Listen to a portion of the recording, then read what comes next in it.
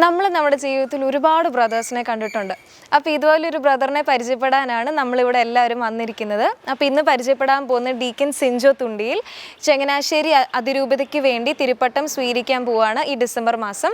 അപ്പം ഡീക്കൻ്റെ സെമിനാരി ജീവിതവും വിശേഷങ്ങളും എന്താണ് that feeling of becoming A priest അതറിയാൻ വേണ്ടിയിട്ടാണ് നമ്മളിന്നിവിടെ തുടങ്ങുന്നത്. ഹായ്, എന്തുണ്ട് വിശേഷം? സുഖമായിട്ടിരിക്കുന്നു? സന്തോഷമായിട്ട് പോകുന്നു. ഇപ്പം ഡിസംബറിൽ സ്വീകരിക്കും, അപ്പം പട്ടം സ്വീകരിക്കും. അപ്പം ഇത്രയും വർഷത്തെ ആ ഒരു അധ്വാനം അത് ഫിസിക്കലി കാണാൻ പോവാണ്. എന്താണ്, വാട്ട് ഡു യു ഫീൽ? ഞാൻ ജനുവരിയിലാണ്, 2026 ജനുവരി 1-ാം തീയതിയാണ്. അപ്പം ശരിക്കും ഒരു 10 വർഷത്തെ സെമിനാരി ജീവിതം അവസാനിച്ചിരിക്കുന്നു. ഇനി റിയൽ ജീവിതത്തിലേക്ക് പ്രവേശിക്കുകയാണ്. ഇതുവരെ ഒരുങ്ങിയിരുന്നതും ഇതുവരെ പരിശീലിച്ചതെല്ലാം ജീവിക്കാൻ തുടങ്ങുകയാണ്. അപ്പോൾ അതിൻ്റെ സന്തോഷം തീർച്ചയായിട്ടും മനസ്സിലുണ്ട്. ശരിക്കും സന്തോഷം തന്നെയാണ് മനസ്സിലുള്ളത്. അതുപോലെ തന്നെ ദൈവത്തെക്കുറിച്ച് ഓർക്കുമ്പം ദൈവത്തിൻ്റെ കരുണ അത് മാത്രമേ എനിക്ക് തീർച്ചയായിട്ടും പങ്കുവയ്ക്കാനുള്ളൂ. എന്നും എൻ്റെ ജീവിതത്തിൽ ആ ഒരു കരുണയാണ് മുന്നോട്ട് നടത്തിയത്. ഇന്നും ഈ വേദിയിൽ ഇവിടെ ഇരിക്കുമ്പോഴും അത് തന്നെയാണ് എൻ്റെ ജീവിതത്തിൽ എനിക്ക് പറയാനുള്ളതും. ദൈവത്തിൻ്റെ കരുണ എന്നുള്ള ഒരു ദൈവത്തിൻ്റെ ആ ഒരു ഭാവം തന്നെയാണ്. +2 കഴിഞ്ഞാണോ മൈനർ? ഞാൻ +2 കഴിഞ്ഞിട്ടാണ് സെമിനാരി ചേർന്നത്. അപ്പോൾ ഈ തീരുമാനം എടുക്കാൻ ആരൊക്കെയാണ് ഹെൽപ്പ്, അല്ലെങ്കിൽ ഒരു മോട്ടിവേഷൻ ആരായിരുന്നു? അച്ഛനാ? തീർച്ചയായിട്ടും മോട്ടിവേഷൻ എന്ന് പറയുന്നത് വീട്ടിൽ നിന്ന് തന്നെയാണെന്ന് തന്നെ തീർച്ചയായിട്ടും പറയാം.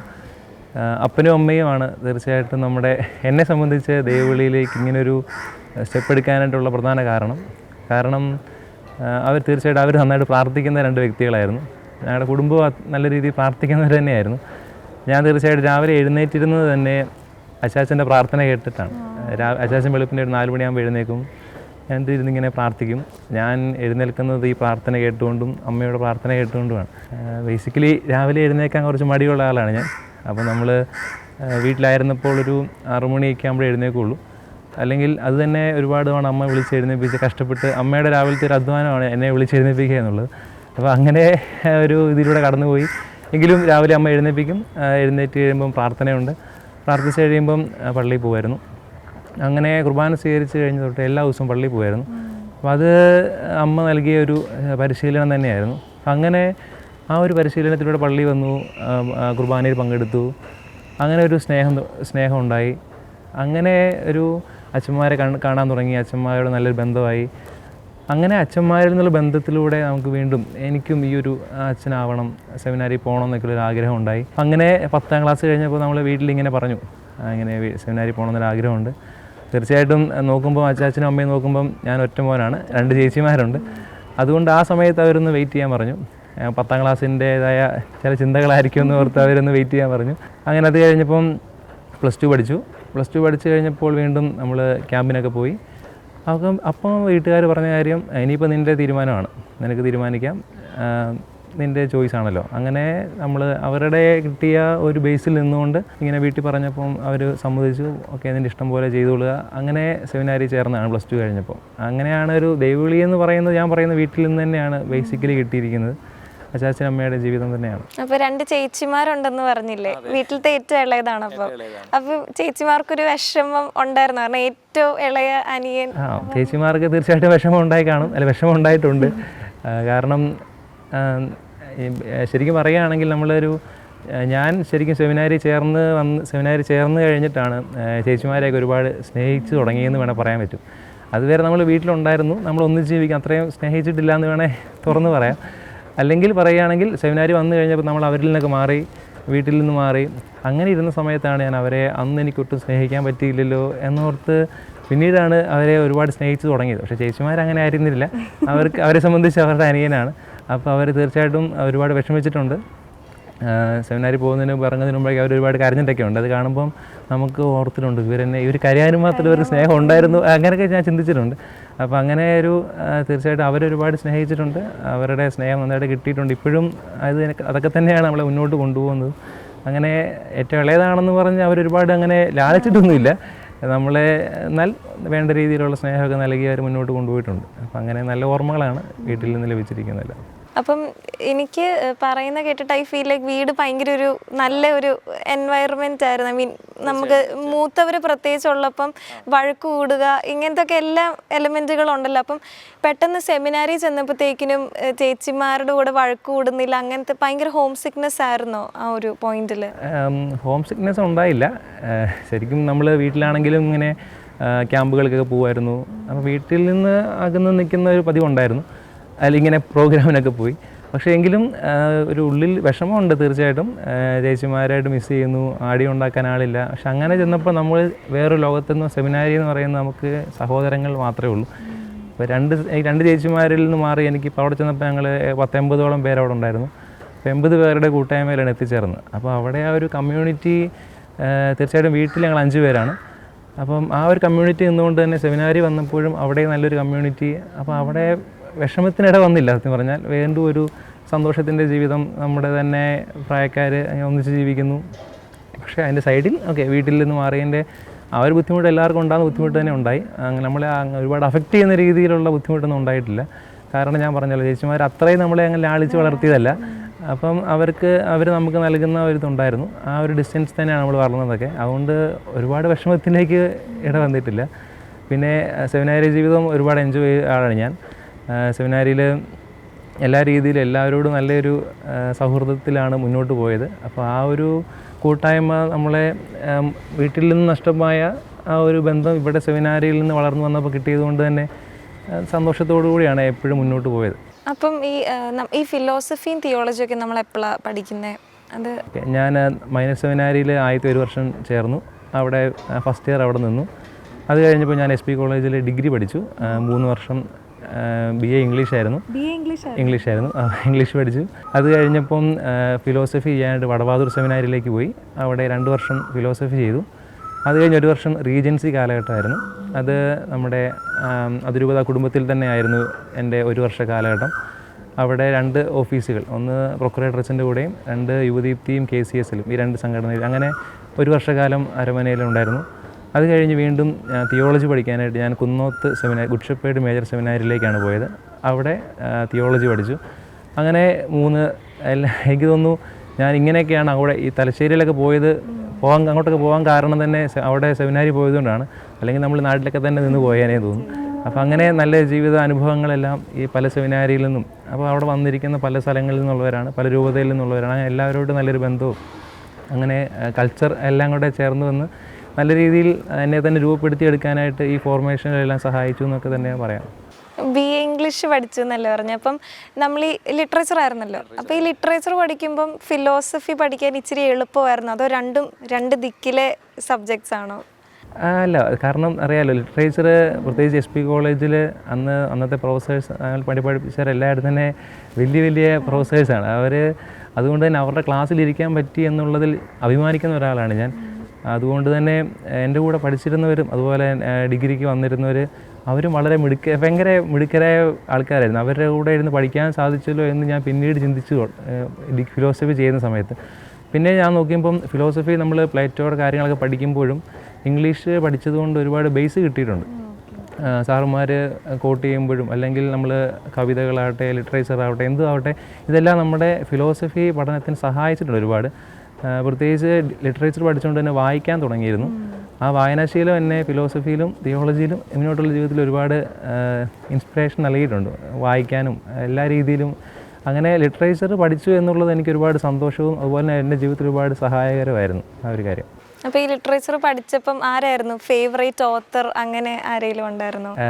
ലിറ്ററേച്ചർ പഠിച്ചിരുന്ന സമയത്ത് ശരിക്കും പറയുകയാണെങ്കിൽ ഫേവറേറ്റ് ഓതർ എന്നൊരാൾ എനിക്കില്ലായിരുന്നു. അല്ലെങ്കിൽ ഇന്നയാളുടെ പുസ്തകം മാത്രമേ വായിക്കുള്ളൂ, ഇന്നയാളുടെ ഫീൽഡിലേക്ക് അങ്ങനെയൊന്നും എനിക്കില്ലായിരുന്നു.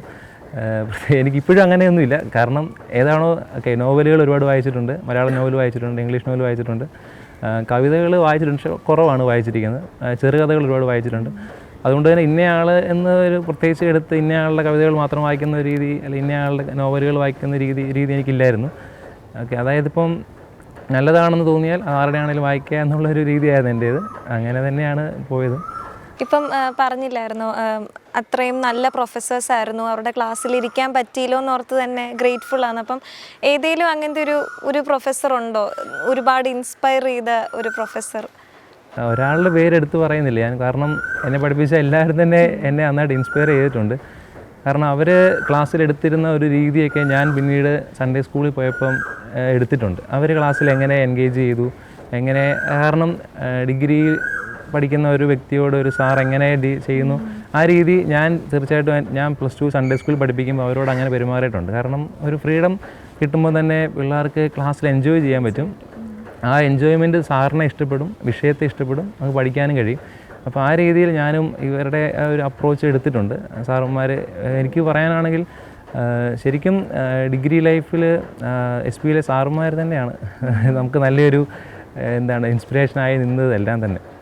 ഇപ്പം കാറ്റഗീസം ക്ലാസ് എടുക്കുന്ന കാര്യം പറഞ്ഞല്ലോ, അപ്പം ഈ കാറ്റഗീസം പഠിപ്പിക്കുന്നതിന് മുമ്പേ നമ്മളത് വായിച്ചിട്ട് അച്ഛൻ പ്രിപ്പയർ ചെയ്തിട്ടാണോ പോകുന്നത്, അതോ അവിടെ ചെല്ലുമ്പം ലൈക്ക് ഓക്കെ ഇങ്ങനെ നമുക്ക് പിള്ളേരോട് പറയാം അങ്ങനത്തെ ഒരു തീർച്ചയായിട്ടും പ്രിപ്പയർ ചെയ്തിട്ട് തന്നെയാണ് പോകുന്നത്. കാരണം ഒരു 2 മണിക്കൂറാണ് സൺഡേ സ്കൂൾ ക്ലാസ് കിട്ടുന്നത്.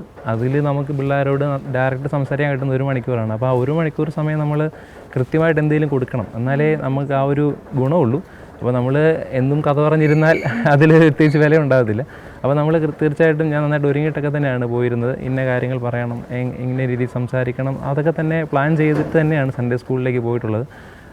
പിന്നെ അതിനോടൊപ്പം തന്നെ ഇവരെ സംബന്ധിച്ച് 5 ദിവസം സ്കൂളിൽ പോകുന്നു, ശനിയാഴ്ചകളും ക്ലാസ് ഉണ്ട്. ഇപ്പം അത് കഴിഞ്ഞ് ഞായറാഴ്ച വരുന്നു. അതും ചിലപ്പോൾ എല്ലാവരും തന്നെ സന്തോഷത്തിൽ വരുന്നതായിരിക്കണമെന്നില്ലല്ലോ.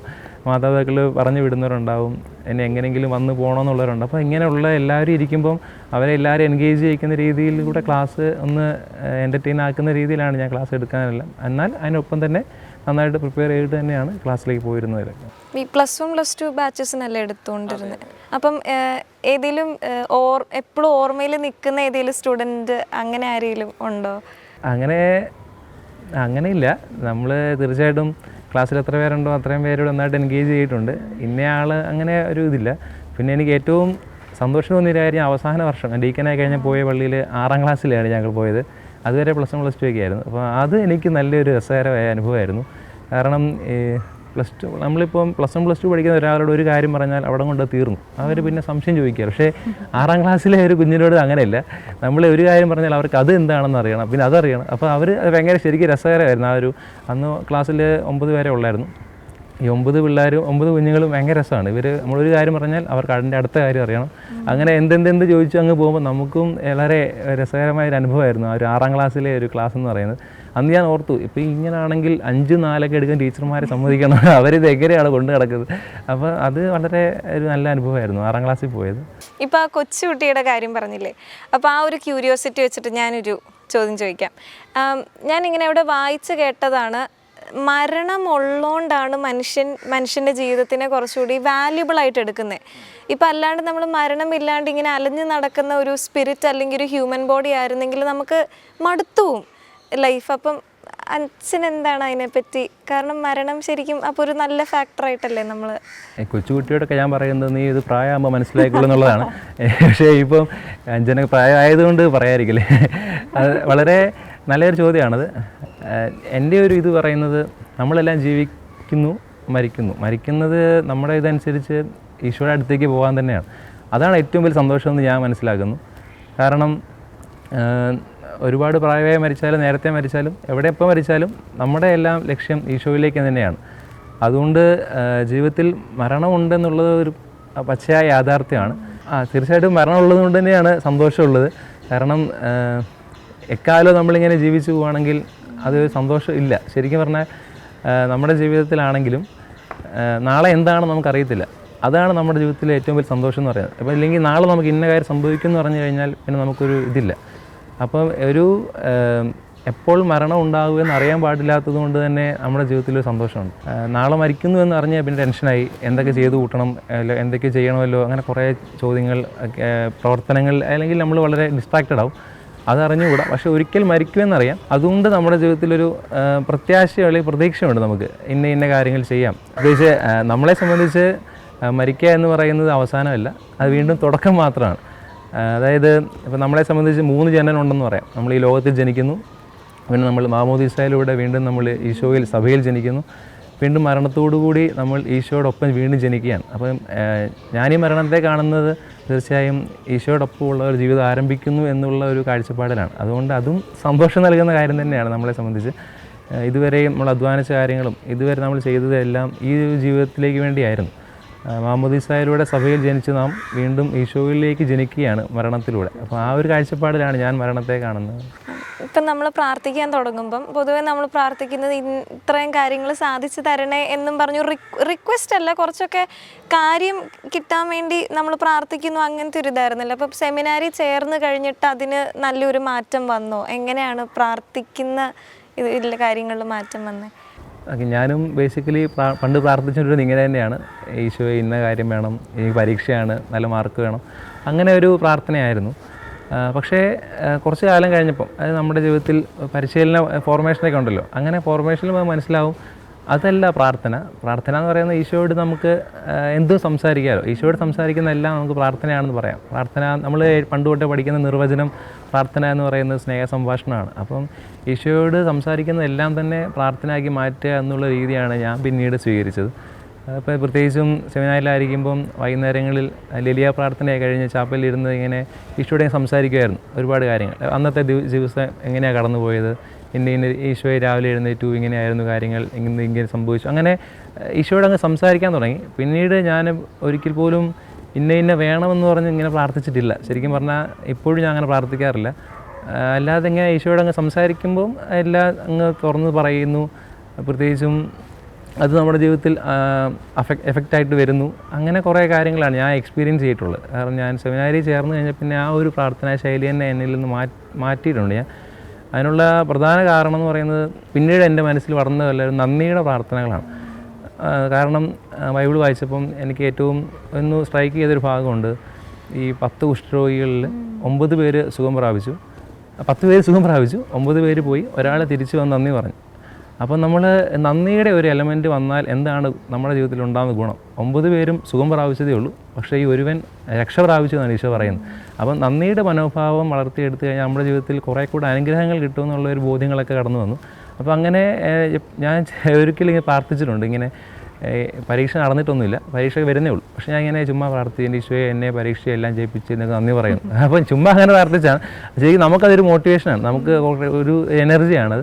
അപ്പോൾ അങ്ങനെ ഒരു രീതിയിലുള്ള പ്രാർത്ഥനകളാണ് പിന്നീട് എൻ്റെ ജീവിതത്തിലേക്കെല്ലാം കടന്നു വന്നത്. ഇപ്പം പ്രത്യേകിച്ചും ഒരുപാട് പേര് നമ്മോട് പ്രാർത്ഥിക്കണമെന്ന് പറയും. അപ്പം അവരങ്ങനെ പ്രാർത്ഥന പറയുമ്പോഴും ഞാൻ ഇപ്പോഴും പ്രാർത്ഥിക്കുന്നത് ഈശോയെ നീ എന്താണ് ആഗ്രഹിക്കുന്നത് ആ വ്യക്തിയെക്കുറിച്ച്, അത് ആ വ്യക്തിയുടെ ജീവിതത്തിൽ നടപ്പാക്കണമേ എന്നാണ് ഇപ്പോഴും ഞാൻ പ്രാർത്ഥിക്കാറുള്ള കാര്യം. എൻ്റെ ജീവിതത്തിൽ അത് തന്നെയാണ് പ്രാർത്ഥിക്കുന്നത്.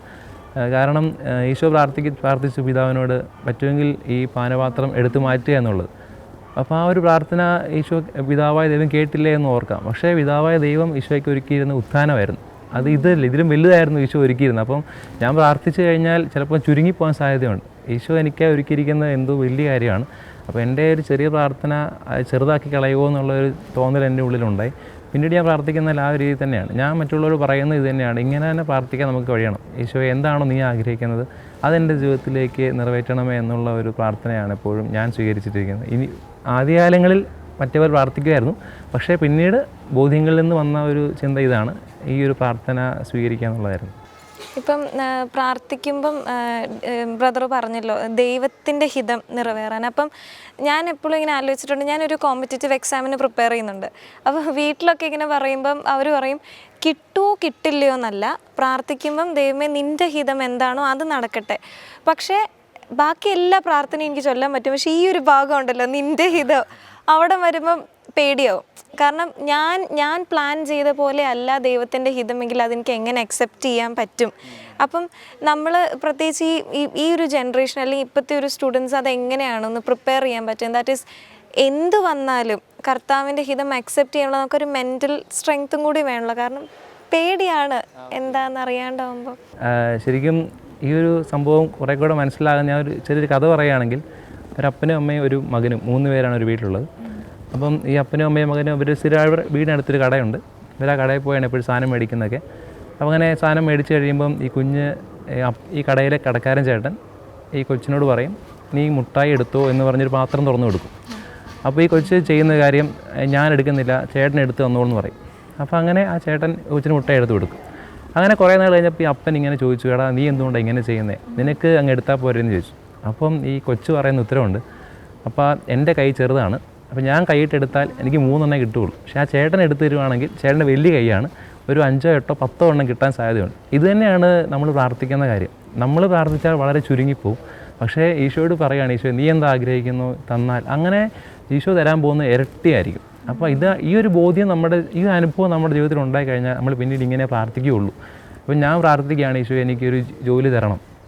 അപ്പം നമ്മൾ ഈ ഒരു ചെറിയ ജോലിയിലേക്ക് ഈശോ ആഗ്രഹിക്കും ചിലപ്പോൾ ഇച്ചിരൂടെ നല്ലൊരു കമ്പനിയിൽ നല്ലൊരു ജോലി നമുക്ക് തരാൻ വേണ്ടിയായിരിക്കും. പക്ഷേ അതിന് സമയം എടുക്കുമായിരിക്കും.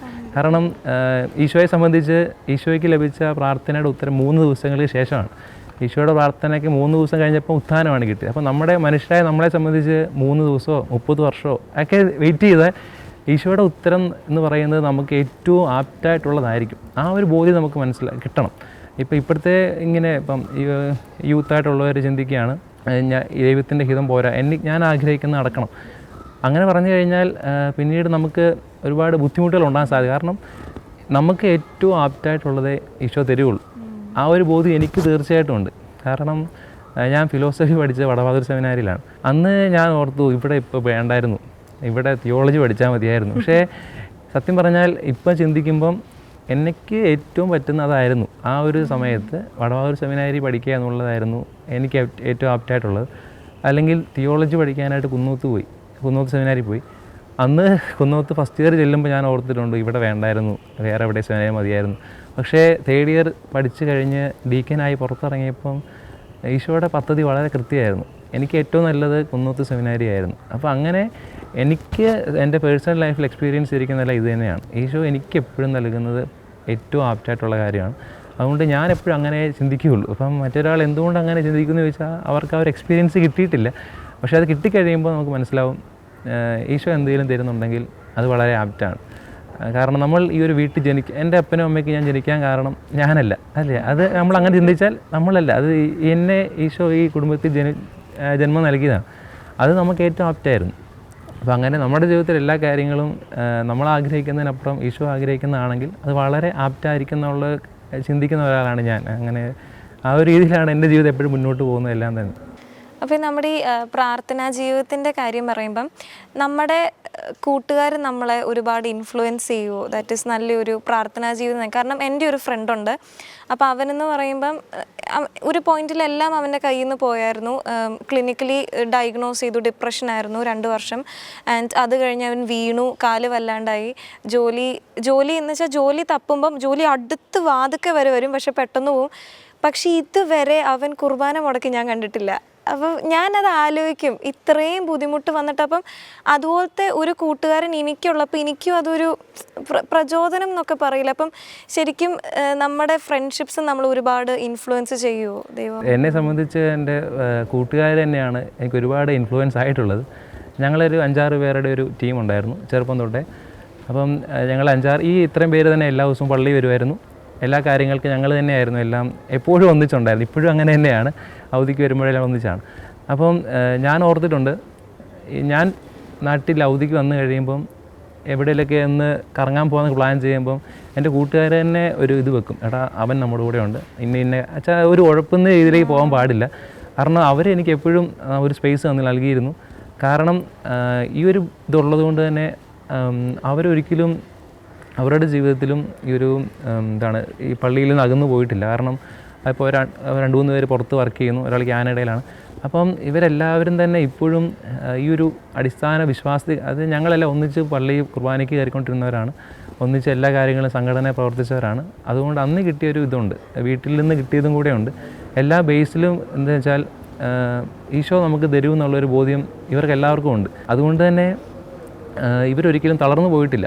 തീർച്ചയായിട്ടും പുറത്തു പോകാനൊക്കെ തടസ്സമുണ്ടായി, അല്ലെങ്കിൽ ജോലിക്ക് ബുദ്ധിമുട്ട് വരുമ്പോഴെല്ലാം ഇവരെല്ലാം വീണ്ടും എന്നാൽ പള്ളിയിൽ നിന്ന് ഈശോ ഞങ്ങളെ ഇത്രയെല്ലാം കേട്ടിട്ട് ഒന്നും നടന്നില്ലല്ലോ എന്നോർത്ത് പോയിട്ടില്ല. ഇവരെല്ലാം ഇപ്പോഴും നാട്ടിലുണ്ടെങ്കിൽ, അല്ലെങ്കിൽ പള്ളിയിൽ പോകാനുള്ള ഏറ്റവും അടുത്ത സാഹചര്യം ഉണ്ടെങ്കിൽ പള്ളിയിൽ പോയിരിക്കും, കുർബാനയിൽ പങ്കെടുക്കും. അപ്പോൾ ആ രീതിയിൽ ആ ഒരു ഇവരുടെ ഉള്ളിൽ ബോധ്യം കിട്ടിയെന്നുള്ളതാണ് ഏറ്റവും വലിയ കാര്യം. നമ്മുടെ ജീവിതത്തിലും ഈശോ ഒന്ന് തൊടുന്ന ഒരു അവസ്ഥ, അതിപ്പം ധൂർത്തപുത്രൻ ആ പന്നിക്കൂട്ടി ചെല്ലേണ്ട അവസ്ഥ ഉണ്ടായി ഈശോയെ എന്ന് മനസ്സിലാക്കാനായിട്ട്. അപ്പോൾ നമ്മുടെ ജീവിതത്തിലും ഏത് സാഹചര്യത്തിൽ ചെന്ന് പോയാലും ഈശോ നമ്മളെ വഴി നടത്തും എന്നുള്ളൊരു ബോധ്യം എൻ്റെ കൂട്ടുകാർക്ക് ഉണ്ട്. അത് അവരെ എൻ്റെ ജീവിതത്തിലും പകർന്നു നൽകിയിട്ടുണ്ട്. അപ്പോൾ ശരിക്കും ഇപ്പം ഡീക്കിൻ്റെ പേരൻസ് കഴിഞ്ഞിട്ട് അച്ഛനാവാൻ പോവാന്ന് കേട്ടപ്പോൾ ഏറ്റവും കൂടുതൽ സന്തോഷിച്ചത് ഇവരായിരിക്കില്ലേ? ഏറ്റവും കൂടുതൽ സന്തോഷിച്ചത് ഇവരാണ്, ഏറ്റവും ഞെട്ടിയത് ഇവർ തന്നെയാണ്, അങ്ങനെ വേണം പറയാൻ പറ്റും. പിന്നെ ഒരു ഇതുള്ളത്, ഞെട്ടിയെങ്കിലും ഇവർക്കൊരു ചിന്തയുണ്ടായിരുന്നു ഞാൻ ഈ വഴി തിരഞ്ഞെടുക്കാനുള്ള സാധ്യത ഉണ്ടെന്നുള്ളത്. കാരണം നമ്മളെ കൂട്ടുകാരെല്ലാം പങ്കുവെക്കുമല്ലോ. അങ്ങനെ ഇവന്മാരോട് ഞാൻ ഇങ്ങനെ പറഞ്ഞിരുന്നു അച്ഛനാ പോകാൻ ആഗ്രഹമൊക്കെ പക്ഷേ ഇവർ വിചാരിച്ചിരുന്നില്ല ഞാൻ പോകുമെന്നുള്ള കാര്യം. പക്ഷേ എങ്കിലും പോയെന്നറിഞ്ഞപ്പോൾ ഒരുപാട് സന്തോഷം അവർക്കുണ്ട്. ഇന്നിപ്പം അവരെല്ലാവരും വളരെ സന്തോഷത്തിലാണ്. ഞാൻ സന്തോഷിക്കുന്ന പോലെ തന്നെ അവരും സന്തോഷിക്കുന്നുണ്ട്. അപ്പോൾ അങ്ങനെ വീട്ടുകാർ കഴിഞ്ഞാൽ പിന്നെ എനിക്ക് തോന്നുന്നു തീർച്ചയായിട്ടും കൂട്ടുകാർ തന്നെയാണ് നല്ല രീതിയിൽ ഈ ഒരു ദൈവവിളിയുടെ കാര്യത്തിൽ എൻജോയ് ചെയ്തതെന്ന് പറയാൻ പറ്റും. അപ്പോൾ ഇപ്പം കൂട്ടുകാരുടെ കാര്യം പറഞ്ഞുകൊണ്ട് ഞാൻ ചോദിക്കും, ഇപ്പം ചില സാഹചര്യങ്ങൾ നമ്മുടെ ഈ വിശ്വാസത്തിൻ്റെ കാര്യം വരുമ്പം പൊതുവെ ഒരു വിശ്വാസം എന്ന് പറയാൻ പറ്റില്ല, പക്ഷെ ചിലപ്പോൾ നമ്മൾ വിചാരിക്കുമല്ലോ ഇപ്പം പ്രാർത്ഥിച്ചു ആ കാര്യം നടന്നു കിട്ടണം, അതിൻ്റെ ഇടയ്ക്കുള്ള ബുദ്ധിമുട്ടുകളെ പറ്റി നമ്മളങ്ങനെ ആലോചിക്കത്തില്ല. ഇപ്പം എല്ലാ ദിവസവും പള്ളിയിൽ പോകുന്നുണ്ട്, പ്രാർത്ഥിക്കുന്നുണ്ട്, അതുകൊണ്ട് ഒരു തടസ്സവും ഇല്ലാണ്ട് നടന്ന് കിട്ടണം എന്നുള്ള ഒരു ചിന്താഗതി കുറേ യങ്സ്റ്റേഴ്സിൻ്റെ മൈൻഡിലുണ്ട്. ദാറ്റ് ഈസ് ഒന്നെങ്കിൽ കിട്ടണം, കിട്ടരുത്, അതിൻ്റെ ഇടയ്ക്ക് ഒന്നും സംഭവിക്കാൻ പാടില്ല. അപ്പം നമുക്ക് എങ്ങനെയാണ് ഒരു ബോധ്യം വളർത്തിയെടുക്കാൻ പറ്റുന്നത്? ദാറ്റ് ഈസ് നമ്മൾ കർത്താവിനോട് എത്ര ചേർന്നിരുന്നാലും ഇപ്പം പത്രോസ്ലിഹ വെള്ളത്തിലൂടെ നടന്നപ്പം കർത്താവ് കൈ പിടിച്ചല്ലേ, മുങ്ങിപ്പോയിട്ട് കർത്താവ് പൊക്കിയെടുക്കുകയാണ് ചെയ്തത്. അപ്പം ബൈബിളിൽ വരെ അങ്ങനെ എഴുതിയിട്ട് പോലും അങ്ങനത്തെ ഒരു വിശ്വാസം നമുക്ക് എങ്ങനെ വളർത്തിയെടുക്കാൻ പറ്റും? ഞാൻ മുങ്ങിപ്പോയാലും എന്നെ തിരിച്ചു പൊക്കാനൊരു കൈയുണ്ട് എന്നൊരു, അത് ശരിക്കും പറഞ്ഞാൽ ജീവിത അനുഭവം തന്നെ കിട്ടുകയുള്ളൂ. കാരണം പത്രോസ് ഈശോ കൈ പിടിച്ചപ്പോഴാണ് പത്രോസിന് ആ ഒരു വിശ്വാസം ഉണ്ടായത്. നമ്മുടെ ജീവിതത്തിലും ഒരു അനുഭവം വന്നു കഴിയുമ്പോൾ മാത്രമേ നമ്മളും ആ ഒരു ബോധ്യത്തിലെത്തുകയുള്ളൂ എന്നുള്ളതാണ് ഞാൻ മനസ്സിലാക്കുന്നൊരു കാര്യം. അപ്പോൾ ഞാൻ എത്ര പറഞ്ഞാലും നമുക്കത് ഉൾക്കൊള്ളാൻ പറ്റത്തില്ല. ഒരു അനുഭവം കിട്ടിക്കഴിഞ്ഞാൽ തീർച്ചയായിട്ടും നമ്മൾ പിന്നെ ആ ഒരു ഇത് എന്താണ്, നമ്മുടെ ജീവിതത്തിൽ എക്സ്പീരിയൻസ് മാത്രമേ ഈ കാര്യങ്ങളൊക്കെ നമുക്ക് പറ്റുള്ളൂ. ബാക്കി തിയറികളെല്ലാം എപ്പോഴും അങ്ങനെ ഇരിക്കും. നമ്മുടെ ജീവിതത്തിൽ ഒന്ന് അനുഭവിച്ച് കഴിഞ്ഞാൽ നമുക്ക് പിന്നെ വേറെ ആളുടെ ആവശ്യമില്ല, നമ്മൾ ആ ഒരു ബോധ്യത്തിലെത്തും എന്നുള്ളതാണ്.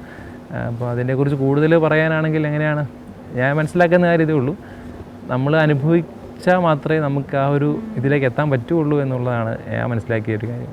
ഈ ബൈബിളിൻ്റെ കാര്യമൊക്കെ പറയുമ്പം എനിക്ക് എപ്പോഴും എന്താ പറയുക, ഞാൻ ചിന്തിക്കുന്ന ഒരു വചനമുണ്ട് എന്ന് വെച്ചാൽ, നിൻ്റെ വലത് കൈ ചെയ്യുന്നത് നിൻ്റെ ഇടത് കൈ അറിയാണ്ടിരിക്കട്ടെ. അപ്പം അങ്ങനെ അച്ഛന് ഇഷ്ടപ്പെട്ട എന്തെങ്കിലും ബൈബിൾ വേഴ്സ് ഉണ്ട്? കാരണം പിന്നെ ഈ ബൈബിൾ വേഴ്സ് അതെങ്ങനെയാണ് നമ്മൾ പ്രാക്ടിക്കൽ ലൈഫിൽ വരുമ്പം അതിൻ്റെ ഒരു ആപ്ലിക്കേഷൻ? ബൈബിൾ വേഴ്സ്, ബൈബിളിൽ എനിക്ക് ഏറ്റവും ഇഷ്ടപ്പെട്ട ഭാഗം എന്ന് പറയുന്നത് യോഹന്നാൻ്റെ സുവിശേഷം 21-ാം അധ്യായമാണ്. ഒരു വചനഭാഗം ചോദിച്ചാൽ പ്രത്യേകിച്ചും എന്നെയൊക്കെ സംബന്ധിച്ച് ഈശോയുടെ ബൈബിൾ വായിക്കുമ്പം ഈശോയുടെ ശിഷ്യന്മാർ ഈശോ കൊണ്ടു നടന്നു, അവർ വീണ്ടും ഈശോയിൽ നിന്ന് അകന്നു പോകാൻ തുടങ്ങിയപ്പോൾ ഈശോ അവരെ വീണ്ടും തിരിച്ചു കൊണ്ടിരുന്നൊരു ഭാഗമാണ്. അപ്പം ഈ ഒരു വചനഭാഗമാണ് എനിക്ക് ഏറ്റവും ഇഷ്ടം. കാരണം നമ്മുടെ ജീവിതം തന്നെയാണ്. കാരണം ശിഷ്യന്മാരെല്ലാം ബലഹീനരായ മനുഷ്യരായിരുന്നു, നമ്മളത് തന്നെയാണ്.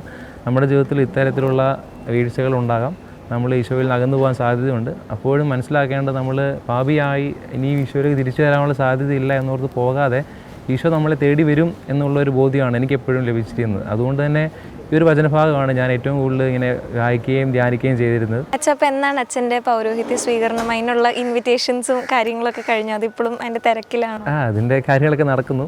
2026 ജനുവരി 1-ാം തീയതിയാണ്. 1-ാം തീയതിയാണ് രാവിലെ 9:15 അഭിമന്യ തറയിൽ പിതാവാണ് പട്ടം നൽകുന്നത്.